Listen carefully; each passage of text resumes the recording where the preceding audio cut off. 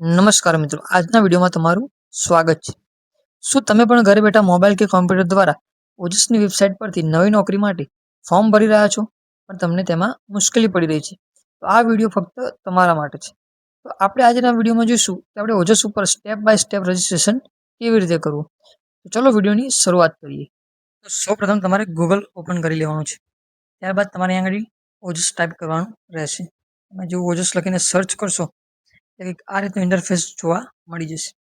હવે આગળ પ્રથમ વેબસાઇટ આપેલી છે જેમાં લખેલું છે ઓજસ. તમારે આના ઉપર ક્લિક કરી લેવાનું છે. હવે તમે ક્લિક કરશો એટલે આગળ તમે ઝૂમ કરીને જોઈ શકો છો એક ઓપ્શન આપેલો છે રજિસ્ટ્રેશનનો. તો એના ઉપર તમારે ક્લિક કરી લેવાનું છે. અહીંયા આગળ તમને 3 ઓપ્શન જોવા મળી જશે. એમાં તમારે એપ્લાય નાઉ એટલે કે પહેલા ઓપ્શન પર તમારે એપ્લાય ઉપર ક્લિક કરી લેવાનું રહેશે. જેવું તમે એપ્લાય ઉપર ક્લિક કરશો એટલે આગળ તમને નિયમો અને શરતો જોવા મળી જશે. તો અહીંયા નીચે સૌથી નીચે એક ઓપ્શન આપેલો છે આઈ એગ્રીનો. આ એગ્રી પર તમારે ક્લિક કરી લેવાનું છે.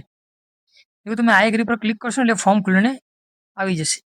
હવે સૌપ્રથમ તમે અહીંયા ઉપર જોઈ શકો છો ટાઇટલ. તો અહીંયા ટાઇટલની અંદર તમારે મિસ્ટર તમે છોકરા હોય તો મિસ્ટર અને છોકરી તો મિસિસ એ રીતે તમારે તમારી રીતે સિલેક્ટ કરી લેવાનું છે. ત્યારબાદ છોકરી અહીંયા આગળ તમારી સરનેમ માંગી છે. અહીંયા આગળ તમારે તમારી અટક લખવાની રહેશે. અહીંયા તમે ફોર્મ ભરો એ વખતે તમારે એ ધ્યાન રાખવાનું છે કે તમે જે અટક લખો તમારું નામ લખો એ આધાર કાર્ડ પ્રમાણે હોવું જોઈએ.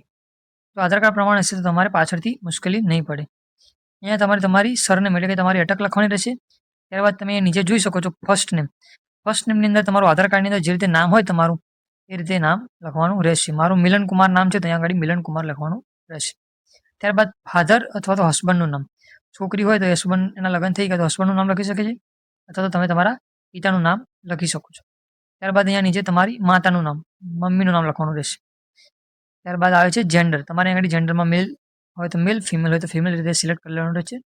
ત્યારબાદ ફરીથી અહીંયા તમે મેલ અથવા ફિમેલ જે હોય તમે સિલેક્ટ કરી શકો છો. ત્યારબાદ તમારી બર્થ ડેટ અહીંયા તમે તમારી બર્થ ડેટ ટાઈપ કરવાની રહેશે. ત્યારબાદ જો તમે લગ્ન થયા હોય તો તમે મેરિડ ઉપર, અને જો ના થયા હોય તો તમે અનમેરિડ ઉપર આ રીતે ક્લિક કરી શકો છો. બરાબર. ત્યારબાદ કેટેગરી તમારે અહીંયાથી તમારી સિલેક્ટ કરી લેવાની છે. તમે જનરલમાં આવો છો, ઈડબ્લ્યુએસમાં આવો છો, એસસી, એસટી, ઓબીસી, એસસીબીસી જેમાં તમે આવતા હોય એ તમારે અહીંયાથી ક્લિક કરી લેવાની રહેશે. ત્યારબાદ નીચે આપેલું છે એડ્રેસ. એડ્રેસમાં તમારે આગળ તમારું એડ્રેસ ટાઈપ કરી લેવાનું છે. જેમ કે હું મારું એડ્રેસ જેમ કે એટ એન્ડ પોસ્ટ સમાદ્રા છે તો હું આગળ એટ સમાદ્રા ટાઈપ કરી દઉં છું. ત્યારબાદ અહીંયા આગળ તમારું સ્ટેટ તો ગુજરાત આવી જ જાય છે. ત્યારબાદ નીચે આવે છે ડિસ્ટ્રિક્ટ. ડિસ્ટ્રિક્ટની અંદર અહીંયા આગળ તમારે તમારો જિલ્લો સિલેક્ટ કરવાનો રહેશે. જો અમે ખેડા જિલ્લામાં આવ્યા છે તો અહીંયાથી મારું ખેડા સિલેક્ટ કરી લઉં છું. ખેડા સિલેક્ટ કરી લીધું છે. ત્યારબાદ નીચે આવે છે તાલુકો. અહીંયાથી તમારે તમારો તાલુકો સિલેક્ટ કરી લેવાનો છે. અમારે તાલુકો પણ ખેડા આવે છે તો હું ખેડા સિલેક્ટ કરી લઉં છું. ત્યારબાદ અહીંયા આગળ તમારે તમારો પિનકોડ નંબર નાખવાનો છે. આવી તમે પિનકોડ નંબર નાખી શકો છો. ત્યારબાદ પરમેનન્ટ એડ્રેસ એટલે કે તમે પરમેનન્ટ ક્યાં રહેવાના છો એ. તો અહીંયા પણ તમે ઉપર સેમ એઝ એટ સમાદ્રા. બરાબર. જિલ્લાની અંદર તમે ખેડા, તમારી રીતે તમારો જે જિલ્લો તાલુકો હોય એ રીતે તમે અહીંયા આગળ ભરી શકો છો. ત્યારબાદ તાલુકાની અંદર તમે અહીંયા આગળ તમારો જે તાલુકો લાગતો હોય એ તમે ભરી શકો છો. તમારે ફરીથી અહીંયા આગળ પિનકોડ એન્ટર કરવાનો રહેશે. ત્યારબાદ અહીંયા આગળ તમારો મોબાઈલ નંબર નાખવાનો રહેશે.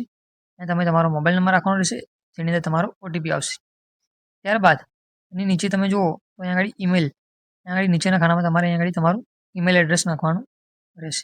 ત્યારબાદ રીટાઈપ મોબાઈલ નંબર એટલે તમારે અહીંયા આગળ ફરીથી તમારો મોબાઈલ નંબર નાખવો પડશે અને ફરીથી તમારું નીચે ઈમેલ એડ્રેસ નાખવું પડશે. ત્યારબાદ નેશનાલિટીમાં ઇન્ડિયન ઓટોમેટિક સિલેક્ટ કરેલું આવી ગયું છે. હવે તમે નીચે જોઈ શકો છો શું તમે રમતગમતના વધારાના ગુણ મેળવવા લાયકાત ધરાવો છો. એટલે કે તમે પહેલાં રમતગમતની અંદર રાજ્ય કક્ષાએ અથવા તો સ્ટેટ લેવલે કોઈ બી જગ્યાએ તમે રમતગમતની અંદર ગુણ મેળવેલા હોય તો તમે યસ કરી શકો છો, અથવા તો તમે નો ઉપર સિલેક્ટ કરીને આગળ વધી શકો છો. ત્યારબાદ ફિઝિકલી ચેલેન્જ એટલે કે તમે દિવ્યાંગ છો, અંધ છો, કોઈ બી તમે કેટેગરીમાં આવતા હોય એ તમે અહીંયાથી સિલેક્ટ કરી શકો છો. તમે ના આવતા હોય તો કંઈ સિલેક્ટ કરવાની જરૂર નથી. ત્યારબાદ વિધવા. જો તમે વિધવા હોય તો તમે યસ પર ક્લિક કરશો, ના હોય તો તમે નો પર ક્લિક કરી શકો છો. એક્સ સોલ્જરમેન તો અહીંયાથી તમારી રીતે જે તમે જેની અંદર આવતા હોય યસનો તમારે સિલેક્ટ કરી લેવાનું રહેશે. ત્યારબાદ અહીંયા લખ્યું છે કે currently working as Gujarat state government employ એટલે કે તમે ગવર્મેન્ટ સેક્ટરમાં નોકરી કરી રહ્યા છો આપણે કરતા હોય તો યસ, ને ના કરતા હોય તો નો ઉપર ક્લિક કરી લેવાનું રહેશે. ત્યારબાદ અહીંયા લખ્યું છે કે લેંગ્વેજ, તમારે અહીંયા તમારી લેંગ્વેજ સિલેક્ટ કરી લેવાની રહેશે. ઇંગ્લિશ, હિન્દી, ગુજરાતી. ત્યાં તમારે બધી જગ્યાએ તમારે ટિક કરી લેવાનું આ રીતે રહેશે. ત્યારબાદ તમારો અહીંયા ફોટો તમારે અપલોડ કરવાનો રહેશે. અને તમે ચૂઝ ફાઇલ જે લખ્યું છે એના ઉપર તમે ક્લિક કરી અને તમારો ફોટો સિલેક્ટ કરી શકો છો. હવે અહીંયા આગળ મોટાભાગના લોકો નહીં થાય છે કે અમે ફોટો સિલેક્ટ કરે છે પરંતુ એ અપલોડ થતો નથી, કેમ કે એની સાઇઝ કેવી હોય છે, વધારે હોય છે. હવે એની સાઇઝ રિડ્યુસ કેવી રીતે કરવી, રીસાઇઝ કેવી રીતે કરો, એનો આપણે એક વિડીયો મૂકેલો છે, એ તમને ડિસ્ક્રિપ્શન બોક્સની અંદર તમને જોવા મળી જશે. ત્યારબાદ તમે અહીંયાથી ફોટો ચૂઝ કરીને તેને અપલોડ પર ક્લિક કરી લેવાનું રહેશે. એ ફોટો તમારો અપલોડ થઈ રહેશે.